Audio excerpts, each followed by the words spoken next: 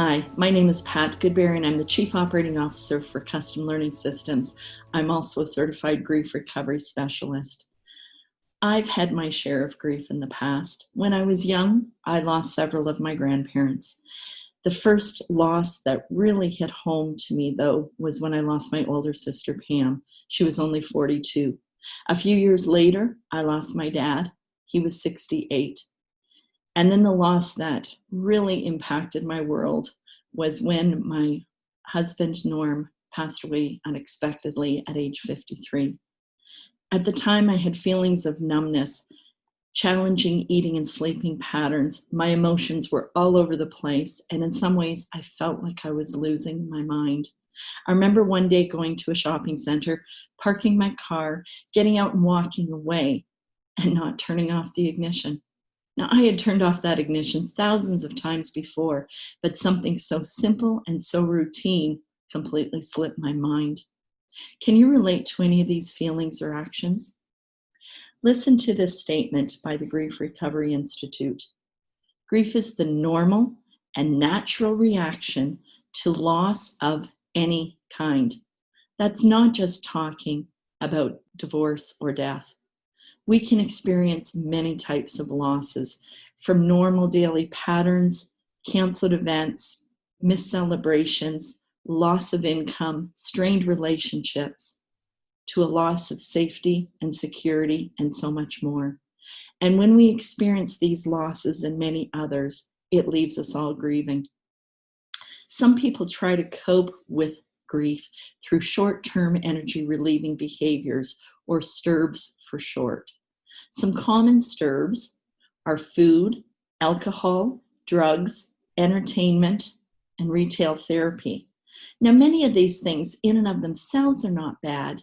They're only bad and self-defeating if we use them for the wrong reasons, such as avoidance, denial, or escape.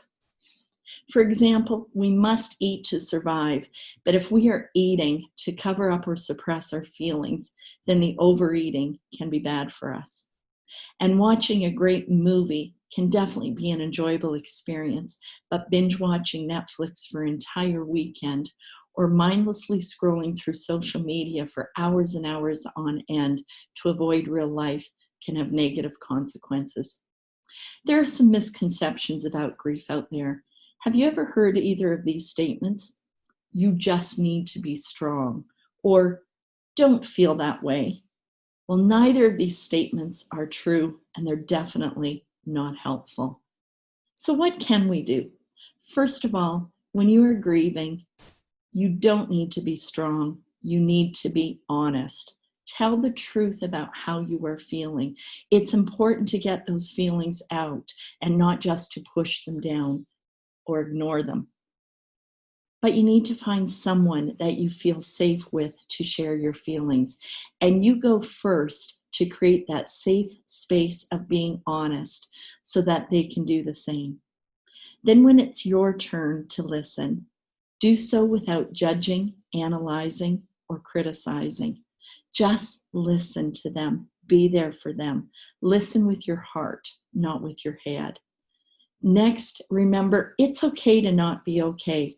It's perfectly normal to feel upset, disappointed, angry, or confused, or any of those other feelings that you might be experiencing. Your feelings are your feelings. Own them. And here's another suggestion. Don't compare other people's outsides with your insides. We've all heard of those folks who are writing a novel, training for a marathon, mastering the art of origami, or a gazillion other lofty things, not wasting their downtime. And what are you doing? Sitting on the couch. Okay, well, maybe that's me, but what are we all doing? We're doing whatever we can to survive. And just because those other folks look like they've got it all together on the outside doesn't mean that they don't have their own struggles and hurdles to overcome. All of our journeys are different, but the only one that really matters is yours, not theirs. And make sure you're not shoulding on yourself. I should lose 10 pounds. I should clean the house. I should whatever it is. Delete I should from your vocabulary. Here's something else to think about. Trust your intuition. Have you ever felt that inner prompting to send an email, write a card, or call a friend? Act on those promptings. You never know when your friend needs to hear exactly what it is that you have to share, and you become an unexpected blessing to them. And quite often that flips around and blesses you in return. And lastly, if faith is part of your journey, whatever it is, lean into it. Remember that it has been there for you in the past and rediscover how it can be there for you now. In summary, here are my recommendations. Number 1, watch out for STIRBs, short-term energy relieving behaviors. Make sure you're not using them as a crutch. Number 2, don't try to be strong, be honest. Be honest with yourself and be honest with others.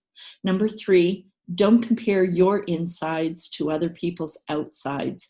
Focus only on your journey and what it needs to be for you. Number 4, trust your intuition. Follow those promptings to reach out to others. And number 5, lean into your faith. Thank you so much for spending your time with me today. And remember that even through your grief, you can be a blessing to others.